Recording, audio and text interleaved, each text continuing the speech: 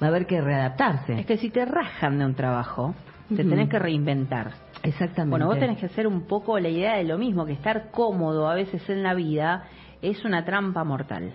Exactamente. Si lo pensás así, buscas sí. reinventarte y te sentás en el sillón de la comodidad de vez en cuando. Exactamente, ¿no? Sí, está bien. Igual está bueno estar tranquilo, pero claro. Vamos a ver qué nos dice Alejo. Bienvenido, Alejo, desde acá, Guadalupe, Gustavo y Damiana. ¿Cómo estás? ¿Qué tal? Muy buenos días. ¿Cómo están? Buenos días. Muchas gracias por la invitación. No, por favor, gracias por charlar un ratito de este tema que llegó y muchas personas, e inclusive los jóvenes que tienen que buscar a través de su vocación su futuro, ver que a lo mejor hay las carreras que son las clásicas. Bueno, ¿qué hago? ¿Estudio o no estudio? Tengo esta vocación de servicio, pero en realidad también tengo que vivir. Entonces se da esa disyuntiva. Y bueno, y este informe que en algún punto decís, bueno, ¿son 44 las profesiones en riesgo? Contanos un poco, Alejo. Sí, para los jóvenes y para no tan jóvenes, me parece que el impacto ya está sucediendo en Argentina, en Latinoamérica, alrededor del mundo, y el impacto es en la gran mayoría de las profesiones, de los roles, de los puestos de trabajo que podemos encontrar en el mercado laboral. Así que creo que es para atención de todos. Y sí, este último informe que bien mencionás, que es hecho justamente por OpenAI, que es la empresa de ChatGPT, ustedes que comenzaron hablando de ChatGPT, y la Universidad de Pensilvania, que habla de esas, en particular, 44 profesiones que están en riesgo, podríamos llegar a decir, o que presentan una necesidad urgente de reentrenamiento o de adaptación. Y a partir de ahí, la verdad que el informe está muy bien hecho, muy bien creado, con una metodología muy concreta. Bueno, y a partir de ahí los cuestionamientos y las hipótesis que todos podemos hacer, ¿no? Claro, no sí, Alejo, acá digo, uno de los que está, digamos, en el top 5 del riesgo son los empleados de mostrador. Esto me llama poderosamente la atención. Sí. 81%. Sí, lo que se hizo en este informe fue básicamente darle tareas específicas a humanos y a la inteligencia artificial. El resultado de esas tareas, analizarla puntualmente a nivel de la calidad y del resultado final, sin saber cuál había sido hecha por humanos y cuál había sido hecha por inteligencia artificial, y a partir de ahí tomar la que mejor resultado tuvo, la que más calidad dio. Y la verdad que hay en algunos aspectos, en tareas muy específicas, muy técnicas, por ejemplo, esto que vos decís, ¿no? De quienes atienden un mostrador, en realidad ahí puede ser la traducción del frontline, customer service, atención al cliente. Cuando son tareas de dar información, de una pregunta concreta y una respuesta concreta, bueno, por ejemplo, en esos casos se vio que la inteligencia artificial suele ser mucho más productiva, ir mucho más al punto y dar una respuesta de mayor calidad. Alejo, esto tiene que ver un poco con... hay sectores que son especialmente para recibir todo tipo de reclamos, ¿no? Por ejemplo, claro, en las administradoras de consorcio, son trabajos que te queman la cabeza como telemarketer. Yo lo he hecho también, entonces he recibido un montón de... Claro, entonces las personas, como somos humanos, es todo el tiempo recibir quejas. Entonces llega un momento que tu cabeza no da más. Es el famoso síndrome de la cabeza quemada. Entonces, si viene a quedarse la IA para realizar este tipo de trabajos que son de alguna manera insalubres, a lo mejor es una buena apuesta, porque tal vez las broncas de las personas las recibe la IA y el humano a lo mejor se puede dedicar a atender otro tipo de cuestiones que son menos insalubres, ¿no? Sí, mira, es una mirada muy acertada y positiva. Ahora, todavía esto no está definido, todo esto está en estudio, se está experimentando. ¿Y por qué lo digo? Porque fíjate en este ejemplo que vos das, podría ser que esa persona, además de estar generando un reclamo y tener todas las emociones a flor de piel, probablemente no quiera hablar con un bot o con una inteligencia artificial, y ahí entra la empatía que puede tener un ser humano en ese contacto con quien está haciendo la queja y el reclamo, la creatividad en cómo darle una resolución, el pensamiento crítico de qué me está planteando y cómo lo puedo resolver. Entonces, en muchas de estas profesiones o en muchas de estas tareas terminamos creyendo que esa mejor resolución va a ser ese mix entre la inteligencia artificial potenciada por el pensamiento humano, por la creatividad humana, por la capacidad humana. Hola Alejo, ¿cómo estás? Guadalupe te saluda. Sabes que esta semana, uno de los días, voy a ser autorreferencial porque me pasó algo que me dejó pensando mucho en esto. Estaba con mucha fiebre, fui a una guardia. Entonces, claro, estoy arrumbada ahí en un costado, arrumbada literalmente, ¿no? Esperando la atención. Yo ya me había atendido, me atendieron pésimamente en una clínica, pero, ¿viste cuando vos decís, la mala onda, mamita? Bueno, y yo ya me había quedado con eso, que fue un cálculo que hice ahí después de mi atención, y llega una mujer con un bebé muy chiquito, una mamá muy jovencita, se siente y le dice a la recepcionista: necesito guardia infantil. Y la chica le dice, ¿qué? Mirá que yo estaba a muchos metros y escuché perfectamente. Que necesito guardia infantil. ¿Cómo? Le dice. Y yo ya estaba, si tenía 39 de fiebre, estaba por llegar a 45, imagínate. Entonces dice, otra vez, guardia infantil. ¿Guardia pediátrica? Le dice. Y yo miro al de al lado y le digo, escúchame, le digo, ¿es necesario ser tan mala gente? Es obvio que guardia infantil, guardia pediátrica, está con un bebé en los brazos, no hace falta. ¿Viste? Y dije, después se quejan si nos reemplazan por robots, pero es esto lo reemplazable, digo, porque verdaderamente no marca la diferencia. Tal cual. Indiscutiblemente, la tecnología en general, ya hace muchos años, hace muchas décadas, y ahora cuando empezamos a hablar de inteligencia artificial, sí, totalmente de acuerdo con vos, indiscutiblemente viene a mejorar muchos aspectos en distintas profesiones, en atención al cliente, en enfermería. Si ven el estudio que estábamos hablando de la Universidad de Pensilvania, lo que es enfermería a nivel de diagnóstico de imágenes y análisis de imágenes y diagnóstico, también está visto como un lugar donde la inteligencia artificial va a generar muchísimo cambio.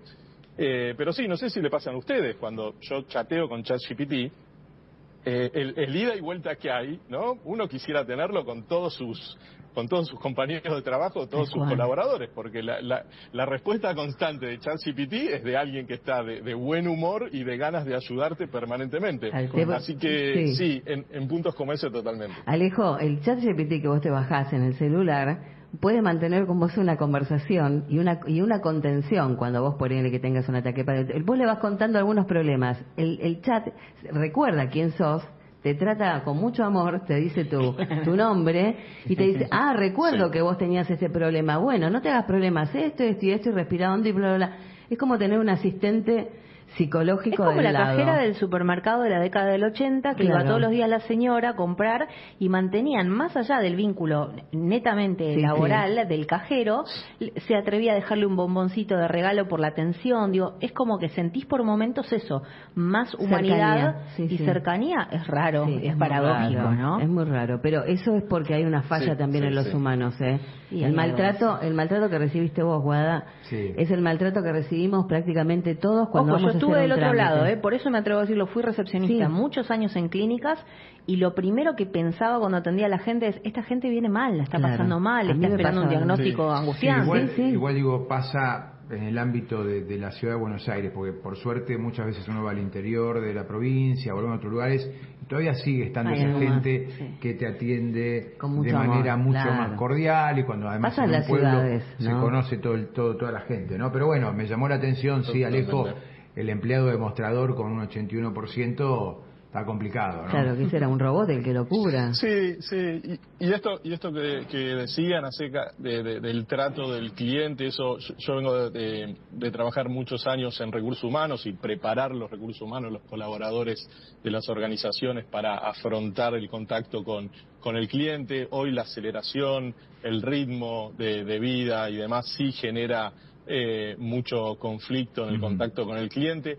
Hay el famoso dicho del cliente tiene siempre la razón. Sí. Eso en los últimos años cambia en las organizaciones a nivel de el cliente en el centro de las decisiones, pero ese dicho de siempre tiene la razón ya se dejó un poco atrás por esto mismo que decíamos, porque muchas veces el destrato o el maltrato ya genera otro tipo de interacción, ¿no? Sí, ha pasado en Estados Unidos el tipo que se rompió la camioneta dentro del concesionario porque no lo atendían como él creía que tenían que atenderlo, ¿no? Sí, hay permanente. Sí. Bueno, Alejo, y hay otro ítem. El bombita, claro, sí. Claro, sí. De abogados que tienen un 46%. ¿Será que el día de mañana el doctor ChatGPT es el que me solucione el conflicto? Mira, yo hoy por hoy no creo que los abogados no estén utilizando para análisis de expedientes y de casos ChatGPT o cualquiera de las inteligencias artificiales que hay. De hecho, este estudio habla de Cloud, que tiene hasta mejor rendimiento que ChatGPT en el reporte que compartieron. Pero me parece que hoy para esas tareas de lectura rápida, de largos expedientes, de largos reportes, sacar resúmenes y a partir de ahí dar una conclusión o una recomendación, me parece que eso ya está sucediendo en el ámbito legal, o te diría desde mi percepción ya debería estar sucediendo. Está la otra opción, que es detectives e investigadores privados, que tienen 70%, y me causa mucha gracia porque digo, ¿cómo se manejaría? Porque esto, ¿cómo lo suple? ¿Un software o un robot? Porque, a ver, o es una herramienta que podemos tener todos en nuestros celulares, en nuestras computadoras o laptops. Sí, ahí te marca la necesidad de adaptar estos estudios a la idiosincrasia y a la realidad de cada país y de cada región, ¿no? La realidad que creo que si este estudio se hubiera hecho en Argentina, esa no sería una profesión que hubiéramos listado. Me parece más que tiene que ver con esto de que viene de Estados Unidos. Sí, claro. Claro, en particular en Estados Unidos. Sí, no sé si acá se usa mucho, deben ser muy pocos los que tienen por lo menos acceso a eso. Sí. Pero sí, fíjate que habla de traductores, de editores, diseñadores, programadores, esto que decíamos de enfermeras. Me parece que, de vuelta, el punto es claro y hay distintos estudios. McKinsey, hace poco, una consultora global muy reconocida, también hablaba que el 30% de las horas de trabajo que existe hoy en el mercado laboral podría ser reemplazada por inteligencia artificial, y va muy en línea con este otro estudio de la Organización Internacional del Trabajo y el Banco Mundial, que también dice que el 30% de los roles cambiarían. No dice que van a ser eliminados, pero que van a ser impactados por la inteligencia artificial. Entonces, ¿cuál es el llamado de atención?